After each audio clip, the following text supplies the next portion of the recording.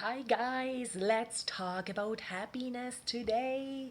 We all want to be happy and we all think and know that happiness is so important for us. And often we do make that mistake though that we think, oh, once I have a certain thing or once I was able to get this and once I was able to achieve that, I will be happy. And we realize it's not true. Success actually gets breeded by happiness, not the other way around. And as we know, happiness is a positive mood in the present moment and an optimistic outlook in the future. And how can we go about cultivating those positive emotions to be able to reap the benefits? The author Sean Acor mentions it's literally by doing simple things every day.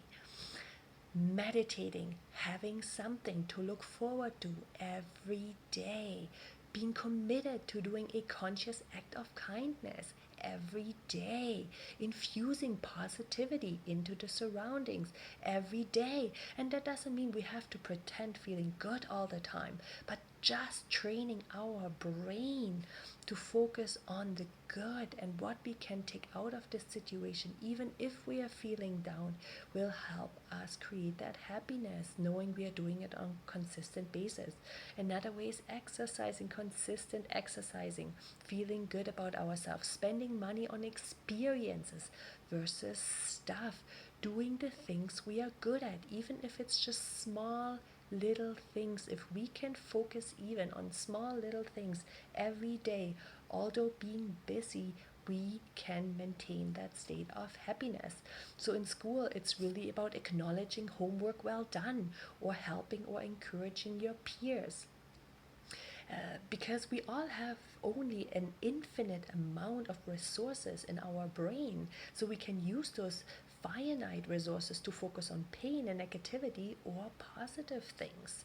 We all know it can be super, super hard, and yet, if we can start focusing on what creates momentum for ourselves, will be the best. No matter the situation, our brain always comes up with two paths like on a mapping, and it can go one direction or the other. And when we think clearly and we really train our brain to focus on what can I take out of this here? What can I learn? Why is this here again? How can I support myself? And what limiting belief might I have brought from the past that hinders me moving forward? And then just really asking those questions consistently so we can learn from our mistakes and be able to change. It's realizing that we can pay attention to our thoughts and emotions. And if we come across a situation where we feel very overwhelmed because it seems to happen all the time, then let's start narrowing down our focus again. What needs to get done right now? How can I support myself right now? And then just take those action steps, no matter the setback. Also, when we are able to identify quickly how we feel and put that down into words or verbalizing it to somebody else, it's so much faster for us to master that inner chaos instead of going always inward and thinking about it so much. So it's good for us to be able to focus our efforts out for it and really ask for help and get feedback right away so we are able to get a different perspective. Um, us, because it is hard to change behaviors, right? And we can't do it with willpower alone. It can be very exhausting. So it's important for us to create, instead of the path of least resistance where we just don't do things, we can actually make our desired behavior and who we want to be our path of least resistance. So let's say if you want to play guitar, you want to make sure you can access it anytime. There is the 20-second rule.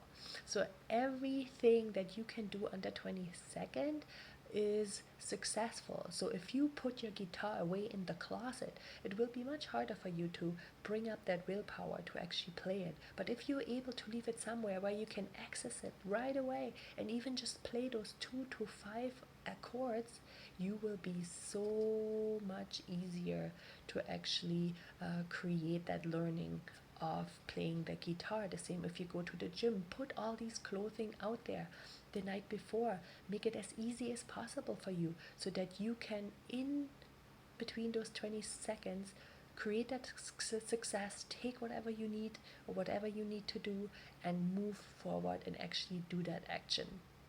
With bigger changes, of course, it's important to have consistent support. So again, connecting with people, really asking for help right away so you can get answers much quicker and you get much easier productive again. So it's using those moments and creating that happiness through consistent actions and taking more and more actions once that good habit became a habit. I hope that helped. Lots of love. Bye bye.